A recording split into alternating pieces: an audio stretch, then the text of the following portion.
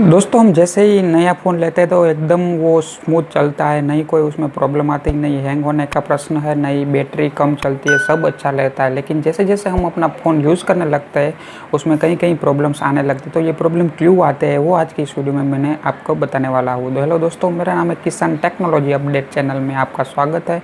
दोस्तों जब हम नया फ़ोन लेते हैं तो उसमें कुछ भी नहीं डेटा होता है, नहीं उसमें कोई ज़्यादा हमने एप्लीकेशन इंस्टॉल किए होते हैं। तो उस वजह से हम जब नया फ़ोन में उतना प्रॉब्लम नहीं आता। जैसे जैसे हम फ़ोन यूज़ करते हैं तो उसमें कई सारी एप्लीकेशन डाउनलोड करते हैं, साथ में कई हमारा वीडियो होते हैं, फ़ोटो होते हैं, मतलब कुछ कुछ एक्स्ट्रा ऐड होता रहता है। मतलब फ़ोन का जो स्टोरेज होता है, इनबिल्ट मेमोरी या मेमोरी कार्ड, वो धीरे धीरे ज़्यादा होने लगता है।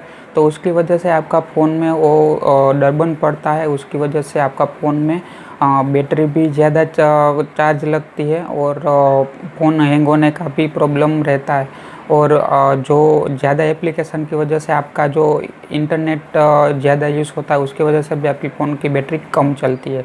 तो आपको सबसे पहले क्या करना है कि आपका फ़ोन का जो भी स्टोरेज, मतलब 16 GB का फ़ोन मेमोरी है तो आपको 8 GB अंदर का डेटा रखना है। 8 GB बिल्कुल खाली रखना है। मतलब जो भी है 64 GB है तो आपको 32 GB फ़ोन मेमोरी खाली रखना है।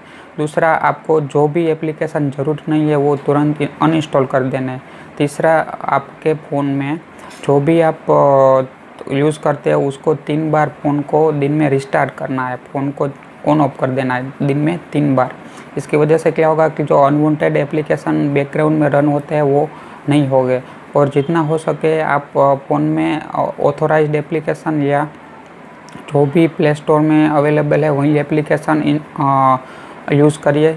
तीसरा, जब भी आप फ़ोन चार्जिंग में रखते हैं तो इंटरनेट आपको ऑफ कर देना, जिससे आपका बैटरी जल्दी चार्ज हो जाए और फ़ोन में भी डिस्चार्ज बैटरी ना हो। और चौथा, आप फ़ोन में जब भी ज़रूर है तभी इंटरनेट स्टार्ट रखिए, वरना उसको बंद कर दीजिए। चलिए दोस्तों, आज की वीडियो में इतना ही। अगली वीडियो में मिलते हैं। टेक्नोलॉजी के रिलेटेड वीडियो और भी देखने के लिए हमारे चैनल को सब्सक्राइब करिए, वीडियो को लाइक कर दीजिए और अपने दोस्तों के साथ इस इन्फॉर्मेशन को शेयर भी ज़रूर करिए। दोस्तों अगली वीडियो आने तक के लिए जय हिंद, वंदे मातरम।